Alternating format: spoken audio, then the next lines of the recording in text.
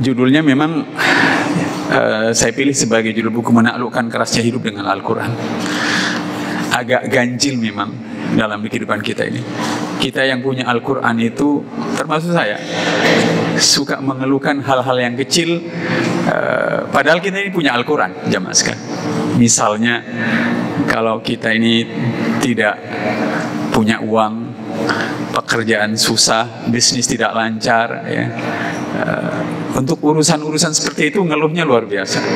Yang kalau dibandingkan dengan urusan yang dihadapi oleh Rasulullah, dengan Al-Quran yang Allah berikan kepadanya, barulah terasa sangat kecil urusan kita.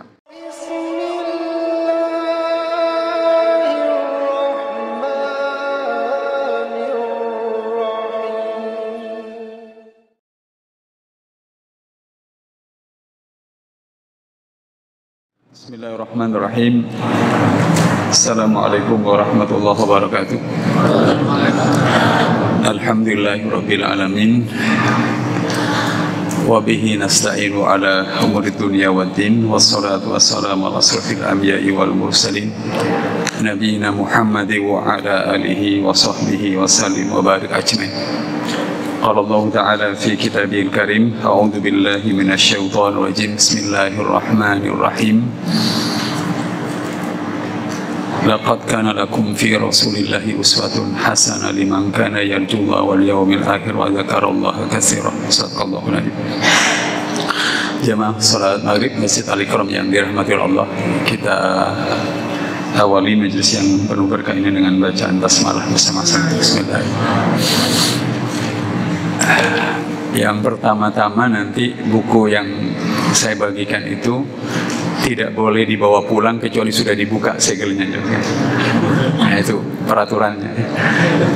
Jadi jangan kalau keluar dari masjid ini tidak membuka segel buku itu, tidak boleh dibawa pulang.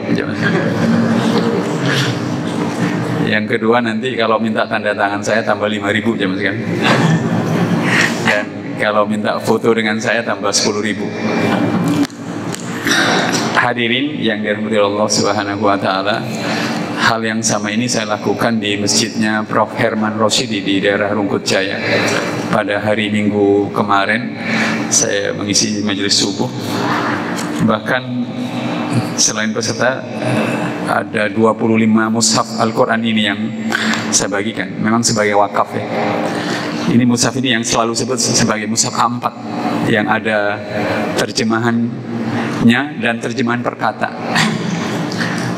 Kenapa saya lakukan ini? Saya ingin meluaskan kesadaran dan rasa butuh kita untuk berinteraksi dengan Al-Quran pada saat kita juga belajar sirah nabawi, jamaah sekalian. Nah, malam hari ini saya ingin menjelaskan apa yang saya tulis di buku ini di bagian halaman 61, jamaah sekalian. Di halaman 61. Kalau ada Bapak Ibu sekalian belum dapat, bisa minta ke takmir, karena tadi saya bawa agak banyak, 150 eksemplar.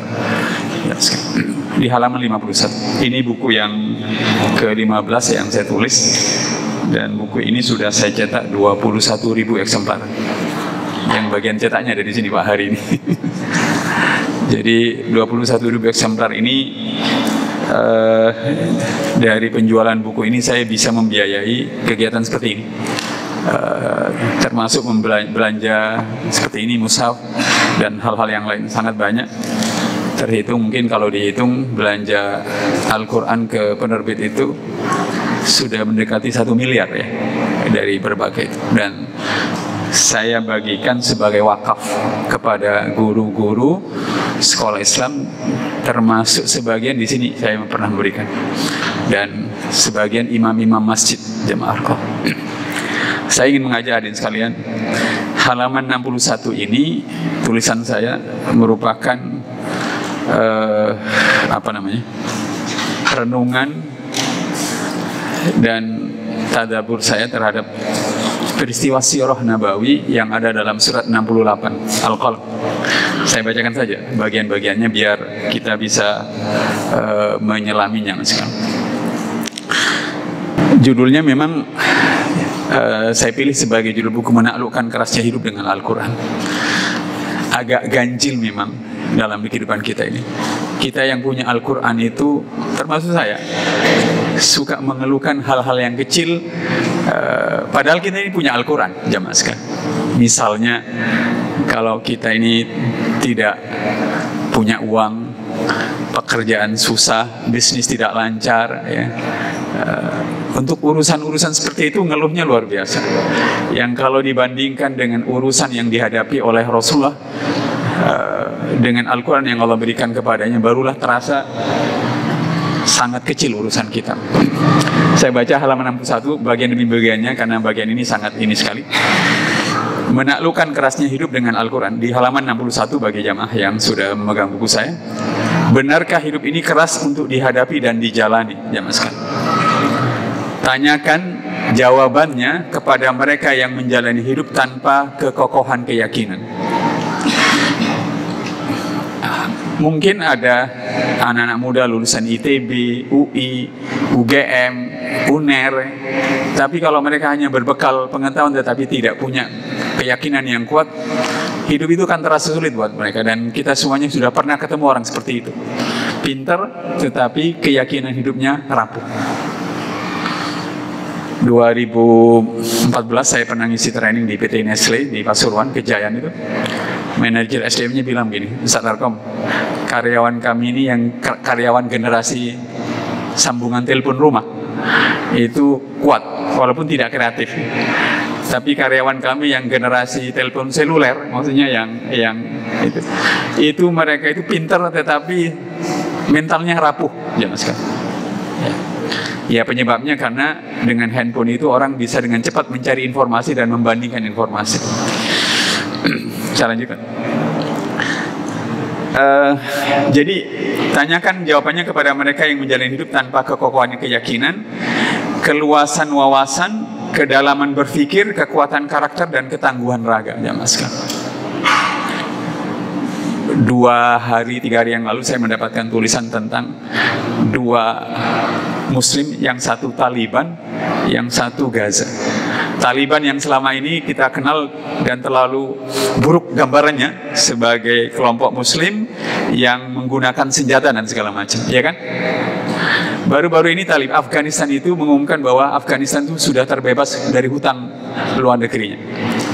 Dengan cara menakjubkan, mereka hidup dengan Al-Quran, menata itu. Mereka sudah mengumumkan dalam waktu 2,5 tahun mereka sudah bebas dari hutang luar negeri. Gaza tentu saja sudah lebih lama kita kenal. Mereka secara mengejutkan bisa mengalahkan Israel yang didukung oleh persenjataan dan sistem pertahanan modern, tetapi mereka bisa mendidik manusianya dengan sangat kuat. Jamaah.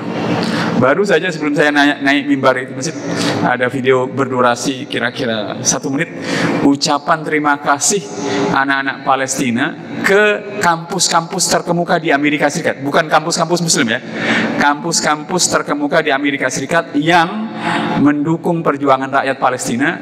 Padahal Amerika adalah negara di mana gaung bahwa Palestina, Hamas, teroris itu selalu dihembuskan. Tetapi justru di tanah itulah mereka sadar bahwa yang mereka bilang teroris selama ini adalah sesuatu yang sebaliknya. Dan kunci pendidikan yang sangat tangguh itu adalah Al-Quran itu, jamaah sekalian. Saya lanjutkan. Tanyakan jawabannya pula kepada mereka yang mengisi hari-hari kehidupannya dengan memperturutkan hawa nafsunya. Hidup itu akan keras. Kata Umar bin Khattab, a'jazun nas man ajasa an siyasati nafsi. Orang yang paling lemah kepribadiannya adalah orang yang lemah dalam mengatur dirinya sendiri. Apa yang paling penting untuk diatur, ya Mas? Yang paling penting untuk diatur adalah keinginan, rasa suka, kesenangan. Kalau manusia tidak bisa mengendalikan keinginannya, makan, minum, tidur, nonton, dia akan menjadi manusia yang paling rapuh. Itu alasan kenapa tentara-tentara Amerika, Israel dan sekarang di medan-medan perang menjadi tentara yang rawan bunuh diri. Mereka hanya kuat secara militer, tetapi urusan mengendalikan syahwat bukan pekerjaan utama mereka, jamaah sekalian. Dan melakukan berbagai hal dengan pengetahuan dan keahlian yang seadanya. Saya pernah menyampaikan, hadirin sekalian, kalau nanti kita tilawah Al-Quran sampai pada surat 27, nanti kita akan sampai pada permintaan dan penjelasan Allah tentang Nabi Sulaiman yang meminta kepada tentaranya siapa yang bisa mendatangkan singgasananya Ratu Balkis, ya kan? Dua, yang satu jin, yang satunya manusia. Yang jin bilang, aku akan bisa mendatangkan singgasananya Ratu Balkis itu sebelum engkau berdiri. Jadi dari duduk ini berdiri kan sudah pendek sekali. Tetapi ternyata ada yang oleh Allah disebut seorang yang diberi Alkitab. Aku akan mendatangkan singgasananya Ratu Balkis sebelum matamu berkedip, jauh lebih cepat. Maka ulama-ulama tafsir mengatakan karena kandungan surat 27 seperti itu, maka kalau kita tilawah sampai ke surat 27, surat ini mengingatkan kita kepada para pembacanya, kalian tidak akan pernah dianggap dan tidak akan pernah punya kedudukan yang istimewa di tengah-tengah pergaulan manusia kalau kalian tidak menguasai ilmu pengetahuan dan peradaban yang paling maju. Hadirin yang dirahmati oleh Allah Subhanahu wa taala, oleh karenanya agak aneh kalau orang Islam punya Al-Quran itu bukan sekedar tidak mau belajar ilmu, tetapi ilmu yang diminta itu adalah jenis ilmu pengetahuan dan keahlian yang membuat dia punya daya saing dengan siapapun. Silakan buka di surat 27, kita akan bertemu dengan cerita itu, peristiwa itu, di mana Sulaiman diperlengkapi oleh tentara-tentara yang memiliki kemampuan sangat menakjubkan, jamaah sekalian. Saya lanjutkan juga. Kemudian dan membiarkan diri mereka merasa puas dan tidak pernah belajar hal-hal baru lagi. Hadirin, kata saya beberapa kali mengulang di sini, kalau orang Barat bilang tentang rasa puas itu, life begin at the end of your comfort zone. Hidup Anda selesai kalau Anda terjebak dalam zona nyaman. Atau kalau bahasa yang simpel, hidup Anda selesai kalau Anda cepat puas dalam kehidupan. Bukan tidak berterima kasih. Nikmatnya banyak yang kita terima dari Allah, tetapi yang didaya gunakan untuk bekerja, mencari ilmu, berbuat sesuatu itu tidak sebanding dengan nikmat yang kita terima dari Allah. Kalau dalam bahasa Sayyidul Istighfar, abu'u laka bi nikmatika alayya wa abu'u bidambi faghfirli fa innahu la yaghfiru dzunuba illa anta. Ya Allah, begitu banyak nikmat yang kau berikan kepadaku, tetapi aku tidak berbuat banyak dengan nikmat itu, justru banyak berbuat dosa. Jamaah yang dirahmati oleh Allah Subhanahu wa taala, begitu juga kalau kita tidak pernah belajar hal-hal baru lagi. Ada seorang ekonom Amerika, kalau dari namanya pasti Yahudi, namanya Paul Zentitzer. Dia nulis sebuah diktat ekonomi, judulnya juga agak unik. God want you to be rich. Tuhan ingin Anda jadi orang kaya.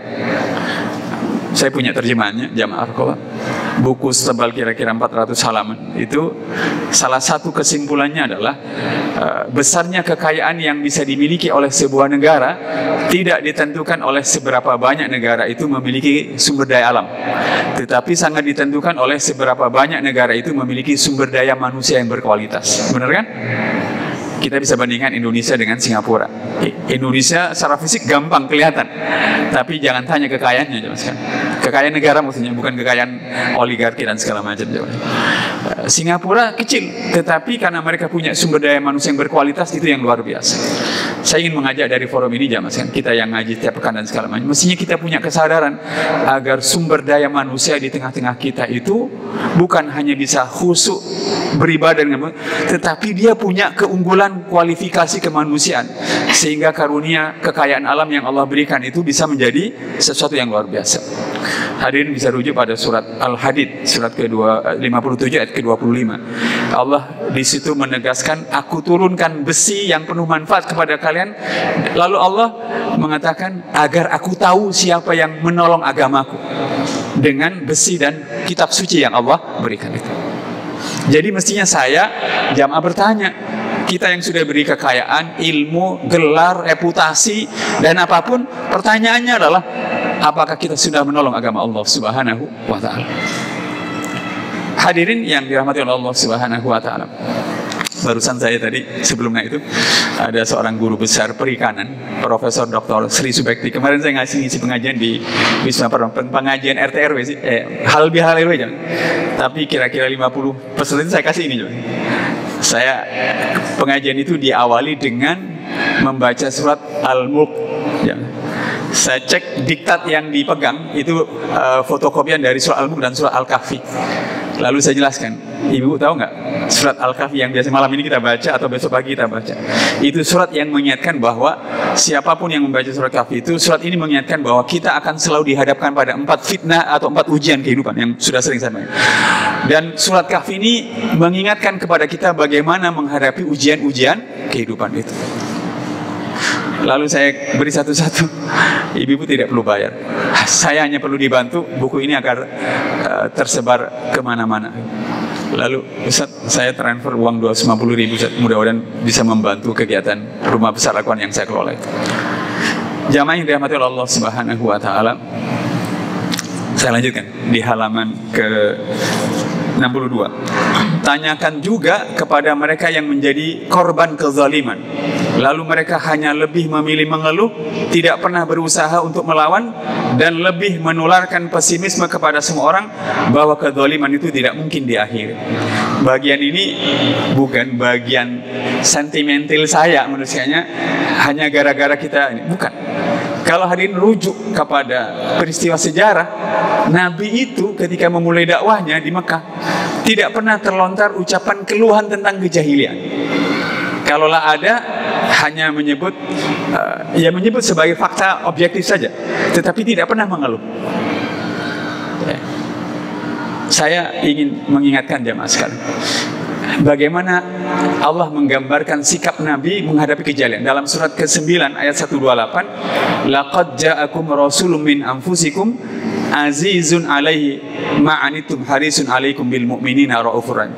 Sungguh telah datang kepada kalian seorang rasul yang lalu Allah beri 3. Azizun alaihi ma'anitum. Nabi itu merasa berat tentang kondisi kejahilian orang-orang di sekitarnya. Jadi mestinya hal yang sama kita juga rasakan. Kalau hadir di kanan kirinya orang tidak sholat, narkobaan, judi dan segala macam. Memang kalau dijadikan bahan objekan, apalagi saya misalnya jadikan bahan ceramah, itu gampang. Tapi menemani orang-orang seperti itu, berkenalan, bersabar, menuntun mereka agar tidak mengerjakan seperti itu, justru itu pekerjaan mulia yang harus kita lakukan, jamaah sekalian. Nah, hadirin, kalau ditanya soal kecewa dengan keputusan MK dan segala macam, kalau dibandingkan dengan kekejamannya Fir'aun yang Allah ceritakan bertubi-tubi kepada Rasulullah, maka kita akan mulai berkesimpulan bahwa Al-Quran itu, betapapun kita berhadapan dengan kejahilian yang paling kejam sekalipun, Al-Quran tidak meminta mengeluh dan menyalah-nyalahkan keadaan, tetapi harus bersikap optimis. Kalau bahasa yang sederhana begini, hadirin, kalau diminta memilih, mau hidup bersama Rasulullah, hidup bersama Abu Bakar, maksudnya perzamannya, hidup bersama Rasulullah, Abu Bakar, Umar, Utsman, Ali, atau Umar bin Abdul Aziz, silakan milih. Ustaz, saya mau hidup bersama Umar bin Khattab. Saya bilang, Anda tadi terlambat nggak ke tempat ini? Terlambat. Nah, nggak cocok. Kalau Anda terlambatan tidak cocok dengan Umar bin Khattab, karena dia sangat disiplin sekali.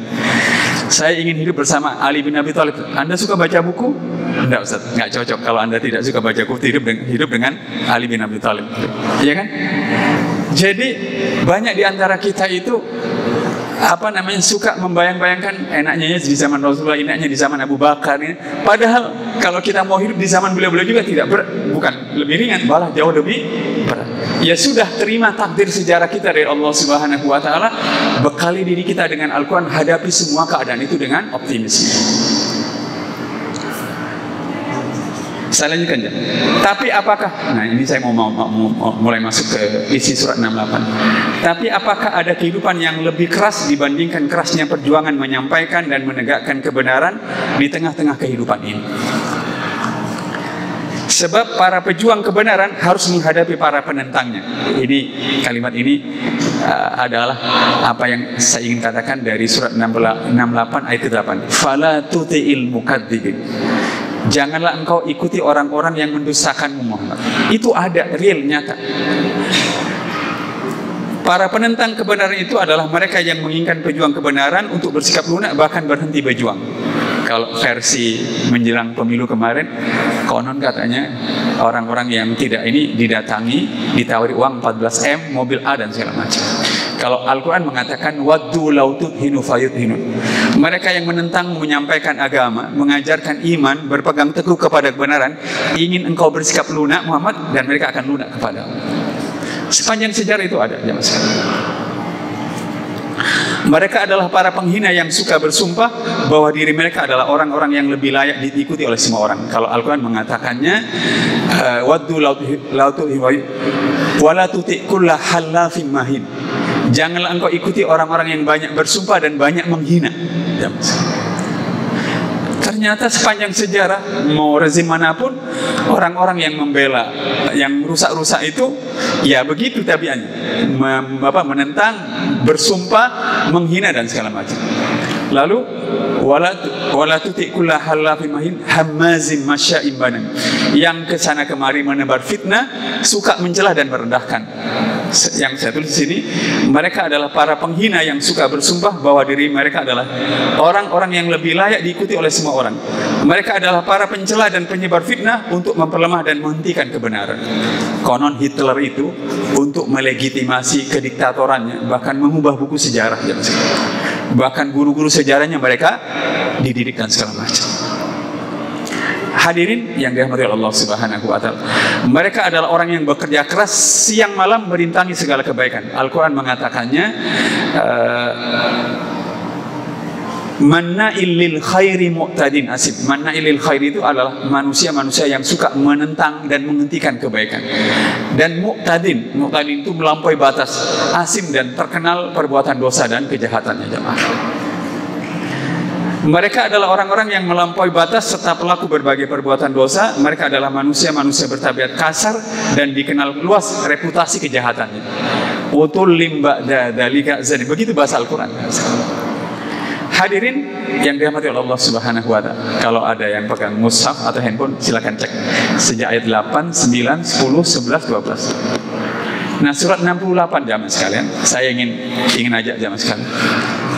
Surat 68 itu begitu kita baca bagian-bagian tadi yang saya bahasakan dengan kalimat itu, lalu pada ayat 48, coba melompat ke ayat 48 dari surat 68, Allah mengatakan kepada Rasulullah, fasbir li hukmi rabbika, maka bersabarlah engkau Muhammad dalam menjalankan hukum Tuhan. Lalu Allah bilang, wala takun ka sahibil huti, janganlah engkau seperti penghuni perut ikan. Maksudnya Nabi Yunus. Artinya Allah di ayat ini, walaupun kau ditentang, dimusuhi, yang menghentikan dakwamu kasar, zalim, keras, macam-macam, kata Allah, bersabar, hadapi, jangan mundur. Apa yang mau saya ajarkan? Lewat buku ini saya ingin mengatakan, kalau kita ini punya masalah hutang, masalah pendidikan anak, masalah masjid yang tidak selesai, problem sosial, itu ditambah problem kezaliman dan segala macam, jangan mundur dari arena pertarungan kehidupan. Al-Quran itu tidak diturunkan untuk sekedar menyelesaikan anak kita mau tes PNS lalu dibaca menjelang mau tahajud, setelah itu Al-Quran enggak. Al-Quran itu turun untuk memandu kita menghadapi semua problema-problema berat dalam kehidupan kita, jamaah sekalian. Saya menyampaikan ini hadirin sekalian untuk mengingatkan kita.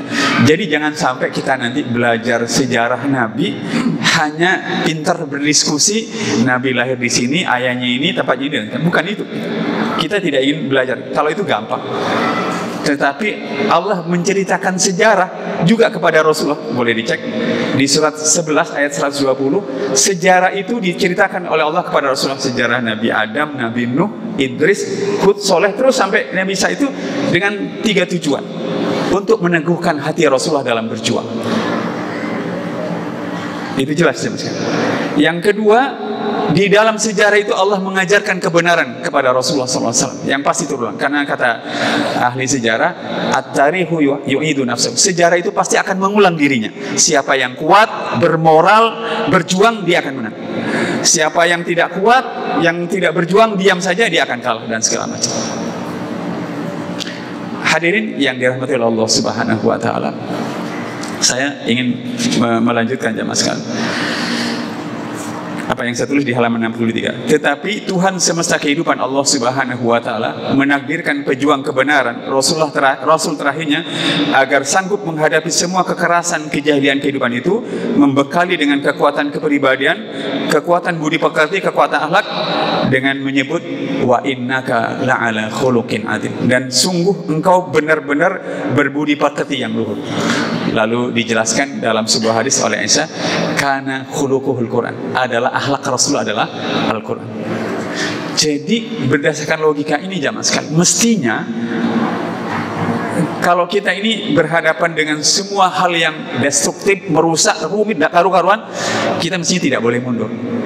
Mestinya kita harus menjadikan Al-Quran itu sebagai pembentuk kekuatan kepribadian kita. Saya tidak sedang mengada-ngada, jenengan kalau baca dari surat Al-Fatihah sampai surat An-Nas, kita akan dapatkan itu semua. Saya mau geser sejenak ke halaman mengapa kita perlu membaca Al-Quran sebanyak-banyaknya. Di halaman 10 jamaah sekalian.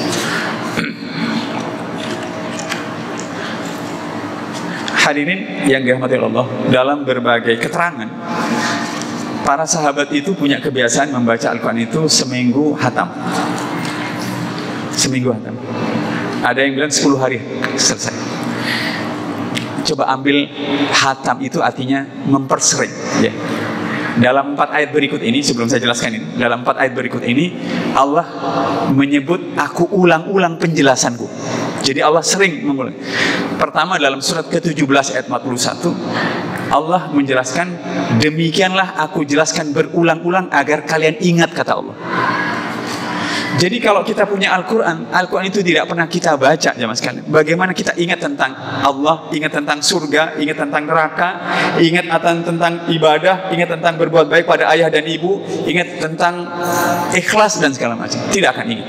Di surat 17 ayat 41. Sekali lagi sebelum saya jelaskan di halaman 10 dan 11, yang kedua, di surat ke-6 ayat 65 Allah menjelaskan, undur kaifa nusarriful ayati la'allahum yafqahun. Perhatikanlah bagaimana aku berulang-ulang menjelaskan ayat itu agar kalian paham. Jadi jamaah rahmatullah, bagaimana kita mau memahami Al-Quran kalau kita tidak pernah baca, atau kalau baca sebulan sekali, seminggu sekali, itu waktu yang terlalu lama. Sementara Allah itu menyebut dirinya la ta'khuduhu sinatu wala. Allah itu tidak pernah berhenti, tidak pernah diam, dia tidak pernah mengantuk, tidak pernah letih, setiap saat memenuhi apa yang kita minta. Jadi kalau kita baca Al-Quran sebanyak-banyaknya, sebenarnya tidak istimewa dalam pengertian, tetapi itu hal yang pantas untuk kita dengan Allah Subhanahu wa ta'ala. Nah, di surat 6 ayat 65 itu, kalau Allah mengatakan aku ulang-ulang itu agar paham, berarti kalau kita juga ingin paham tentang akidah, ibadah, tentang muamalah, tentang akhlak, tentang fadilah, memang harus diulang-ulang kitab suci kita ini. Yang ketiga, di surat 20 ayat 113, Allah mengulang-ulang penjelasannya itu agar manusia bertakwa. Jamaah sekalian, saya mau ngajak jenengan dengan saya itu kalau tidak baca Al-Quran dan tidak mentadabur, terus siapa yang ingatkan? Mengandalkan pengajian malam ini, mengandalkan khutbah Jumat yang seminggu sekali. Jalan satu-satunya memang kita sendiri yang harus mengulang-ulang membaca kitab suci kita agar kita ingat untuk bertakwa. Dan yang terakhir di surat ke-46 ayat 27, Allah mengulang-ulang itu agar manusia taubat dan mau kembali. Mohon maaf jamaah sekalian, ada yang unik kan, kontradiktif. Jarak lisan kita ke telinga itu paling pendek, ya kan? Mestinya lisan kita ini yang paling bisa mengingatkan telinga kita. Tetapi kenapa lisan kita tidak bisa mengingatkan kita padahal jaraknya pendek? Justru lisannya orang lain, penceramah.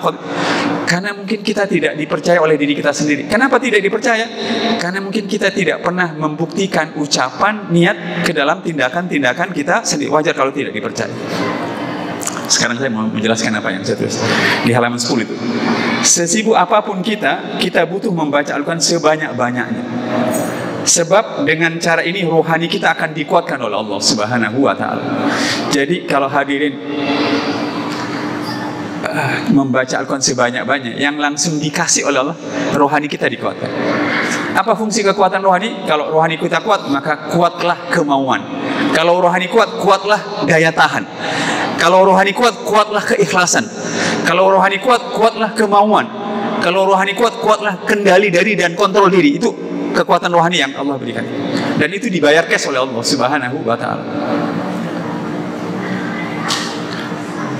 Handphone saya ini posisi sudah sering kan, baterainya itu tinggal berapa persen? Tinggal 73%. Kalau baterai handphone saya tinggal 7%, saya harus cari colokan. Dan karena 7%, maka tidak mungkin saya ambil setelah 10 menit saya colok, karena tidak terisi penuh.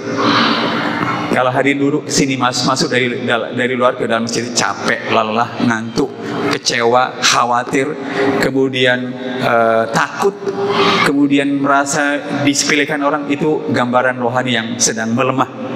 Kalau ingin kuat kembali, bacalah Al-Quran. Dan bukan saya yang ngomong, Allah sendiri yang bilang dalam surat 73 ayat ke-20, aku tahu di antara kalian ada yang sakit, ada yang mencari nafkah di muka bumi dan berperang, bacalah yang mudah dari Al-Quran. Surat 73 itu. Orang sakit, zaman sekarang, tadi saya ke rumah sakit Geraha Merta, ke kamar 507 teman saya, guru Yaman, mubalik, beliau terkena gabungan paru-paru, kemudian kanker di faring itu ini ya, apa namanya? Di ini, terus tubuhnya kurus zaman sekarang, kemudian apa namanya, ininya terbakar karena pengaruh radiasi itu dan segala macam. Tapi beruntung orangnya ahli ibadah, ahli Quran, dan dalam keadaan sakit seberat itu, tubuhnya lemah dan segala, kalau punya Al-Quran dia bisa meneguhkan dirinya. Kalau kita bekerja, kerjaan yang kita kelola itu pelanggan tidak datang, modal tidak segera kembali, BIP, apa istilahnya B? Break even point itu tidaknya. Dengan jiwa yang kuat, maka kita tahan, sabar. Sebaliknya kalau bisnis lancar, gaji berlimpah, dengan membaca Al-Quran kita punya kekuatan kendali untuk tidak terpengaruh oleh uang itu. Jamaah. Nah, hadirin yang dirahmati Allah, saya lanjutkan. Jadi kalau kita membaca Al-Quran sebanyak-banyaknya, selain kita dikuatkan jiwa oleh kita oleh Allah, dan agar dengannya kita selalu ingat akan keberadaan Tuhan semesta kehidupan yang senantiasa mengurusi dan mengatur kehidupan ini secara mutlak. Membaca Al-Quran itu tujuannya agar kita ingat bahwa ada yang berkuasa mutlak dan mengatur hidup kita. Itu penting. Apa dampak terbesarnya kalau nomor satu tidak ada? Macam-macam. Pernah para sahabat itu baru saja menang dalam penaklukan kota Mekah, lalu di tahun yang sama itu perang Fatu Mekah 630, perang Hunain juga di tahun yang sama. Tapi perang penaklukan Mekah itu dengan perang Hunain itu begini. Perang Hunain itu adalah satu-satunya perang di mana jumlah mereka jauh lebih banyak dari lawannya. Sebelumnya semua perang-perang yang dilakukan oleh kaum muslimin jumlah mereka lebih kecil dari lawannya. Tetapi meskipun lebih kecil mereka menang. Nah, kali ini jumlah mereka jauh lebih banyak dari lawannya. Wajar kalau mereka berpikir, loh, dulu waktu kami lebih sedikit daripada lawan, kami dimenangkan oleh. Mestinya kalau kami lebih banyak pasti ternyata Allah abadikan dalam surat At-Taubah ayat 25 kalau tidak salah. Id a'jabatkum kasratukum falam tughni ankum. Ketika jumlah yang besar itu membuat kalian itu takjub dan tidak ada gunanya jumlah yang kalian banggakan. Ingat pada Allah dengan membayangkan itu. Ingat uang, ilmu, kesehatan, penglihatan, pendengaran, semuanya itu bisa diambil setiap saat oleh Allah Subhanahu wa ta'ala. Ada satu ayat tentang, coba pikirkan kata Allah, bagaimana seandainya Allah mencabut penglihatan dan pendengaran kalian. Itu ada dalam surat ke-6 Al-An'am. Surat ke-6 itu zaman sekarang, surat yang waktu diturunkan oleh Allah menakdirkan surat ini dikawal 70.000 malaikat. Saya cek di semua tafsir itu, pada saat surat ini diturunkan 70.000 malaikat itu mengawal. Dan kata ulama tafsir, alam semesta itu benar-benar tergetar dengan turunnya surat Al-An'am itu. Hadirin, itu yang nomor satu.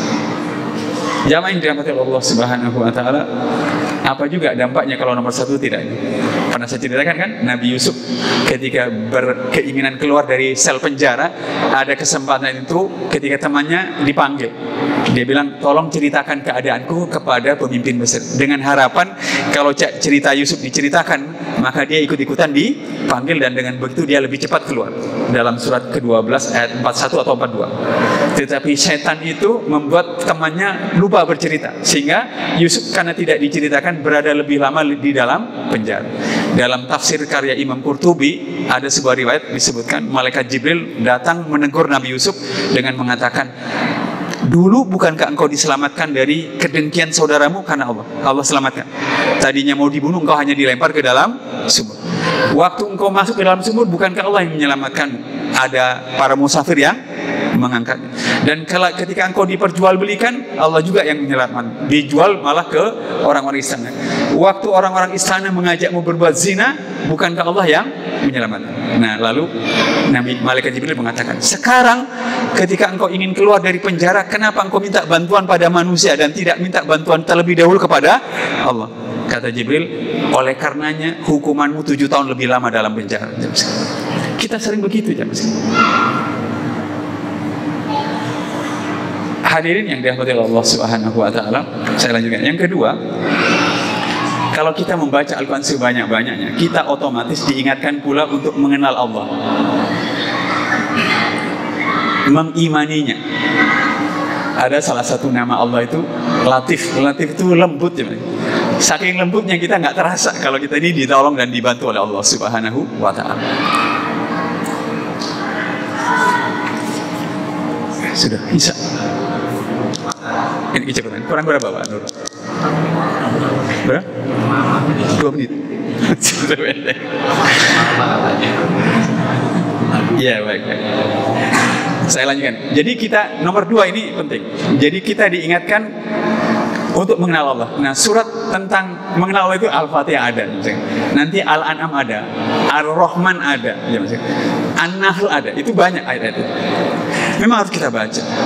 Bahkan Allah menyebut hal-hal yang, coba perhatikan, rumput, angin, gelombang, itu yang tidak pernah kita bayangkan. Allah mengingatkan itu bahwa itu menjadi tanda kemutlakan kekuasaan Allah Subhanahu wa taala. Saya tidak meminta hadirin dengan tulisan untuk menghafal, tidak. Saya meminta jenengan dengan saya itu untuk membaca, mencari mushaf yang ada terjemahan perkataannya, lalu kalau mau sholat bisa dipasang di depan kita, kan, pakai penyangga itu, sambil sholat malam kita bisa merenungkan. Malam ini saya membawa ini 6, Ustaz Agus. Saya kasihkan saya bingung mau ngasihkan cuma 6. Rencana saya biasanya belanja ini 100. Kalau 100 insya Allah saya satu-satu. Bukan barang mewah buat kita. Kita bisa beli mobil macam-macam. Mesti ini adalah barang yang harus kita istimewakan. Yang kedua itu mengimaninya, berhubungan dengannya dengan cara mengabdi kepadanya, sebab dia adalah Tuhan semesta kehidupan. Bagaimana berhubungan dengan Allah, beribadah dan segala macam, banyak Allah jelaskan. Hadirin kalau biasa baca surat Tabarakalladzi biyadihil mulku, coba perhatikan bedanya antara 67 Al-Mulk, 68, 69, 70, terasa bedanya kalau sering-sering dibaca. 67, 69 itu ayat-ayatnya tentang iman, tentang percaya pada hari kiamat. Tapi pada masuk surat 70, Allah bercerita kalau mau jadi orang kuat, baik, berkualitas begini. Kalau sebaliknya kalian akan rusak, rendah, hina dan tidak kuat. Begitu surat 70. Yang halaman 11 itu mestinya nomor 3, tapi saya tulis nomor 2 aja. Kita senantiasa sadar untuk membentuk diri menjadi manusia yang makin sempurna pada semua sisi kehidupan sesuai dengan kehendaknya. Misalnya surat 23 dan surat 70 itu 2 surat yang isinya memang untuk menjadi orang beriman, penghuni surga, itu Allah sebut ini ciri-cirinya. Begitu aja, detailnya. Dan harus ini. Yang terakhir, yang ketiga, mesti nomor 4. Kita selalu terbimbing untuk menata dan mengatur kehidupan kita dengan petunjuknya. Surat Al-Hujurat, surat An-Nisa, surat Al-Ma'idah, surat An-Nur, itu adalah surat-surat yang kalau kita buka kita jatuh. Ini ngatur keluarga, ngatur tetangga, bagi waris dan segala macam, itu akan tahu. Jadi yang terakhir kemudian kita menjadi selalu terbimbing. Seperti yang saya tulis, kita akan selalu aktif terpimpin berjuang memperbaiki kehidupan di sekitar kita. Ini bagian terakhir, ini penting saya tulis. Jadi jangan abaikan bahwa kita membaca Al-Quran itu, maka kita akan tahu bagaimana memperbaiki situasi kehidupan yang ada di sekitar kita. Saya punya program sederhana saja yang ingin saya tawarkan pada ini. Andai hadirin itu jumlahnya 100 di sini, lalu hadirin saya minta, bisa nggak Bapak Ibu saya ngasihkan mushaf ini, satu orang saya titipi 5 mushaf itu berikan kanan kiri, kasihkan saja. Lalu kanan kirinya itu ajak pengajian Yasinan, Ar-Rahmanan dan segala macam. Nanti dilengkapi, sekarang udah banyak buku-buku tadabbur juz amma dan segala. Lalu ajak orang setiap 2 pekan sekali untuk baca Al-Quran bareng-bareng. Karena memang begitu kehidupan akan bisa diperbaiki. Tidak bisa diperbaiki dengan ceramah pengeringatan hari besar. Semua orang kita harus terlibat dengan sangat bagus. Hadirin, mohon maaf tidak bisa lebih panjang. Mudah-mudahan kalau ada kesempatan lagi kita akan bahas. Saya berharap buku yang saya bagikan itu tulisan-tulisan singkat tapi padat, itu mengingatkan kita semuanya jamaah sekalian. Nanti saya mohon izin jamaah sekalian, ada flyer tentang buku itu. Memang flyernya itu begini, sedekah 250.000 dapat buku ini 10, karena harganya buku ini cuma 25.000. Tetapi saya hanya ingin mengajak agar lebih banyak orang lagi bisa berpartisipasi dalam pekerjaan amal soleh ini. Saya bisa memberikan pada hadirin, ada dokter itu saya kirim dia transfer 10 juta langsung. Ada guru besar di Brawijaya itu saya kirim flyernya transfer 5 juta. Dan oleh karena saya bisa berbagi kepada jenengan semua. Mohon izin lewat takmir nanti saya berkirim flyer buku ini. Itu artinya kalau flyer itu nyampe, saya mengajak jamaah sekalian untuk berpartisipasi dalam program yang ini.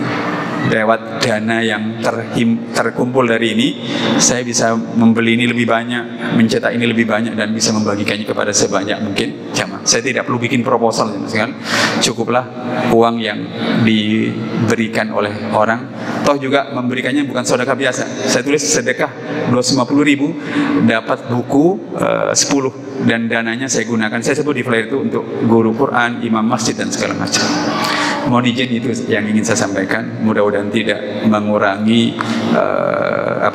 rasa hormat saya pada jamaah sekalian untuk terlibat dalam amal. Hari ini juga saya serahkan ini ke takmir, dan tidak boleh dijadikan koleksi di masjid. Kalau bisa pakai satu-satu per takmir terserah. Ada 6 cuma ini. Kalau ada 100 saya bagikan. Tapi saya sudah belanja 100, kemudian stoknya habis kemarin. Jadi nanti bapak ibu-ibu kalau bisa di rumah lengkapi dengan ini, mushaf yang ada terjemahan plus terjemahan perkataan. Buat apa?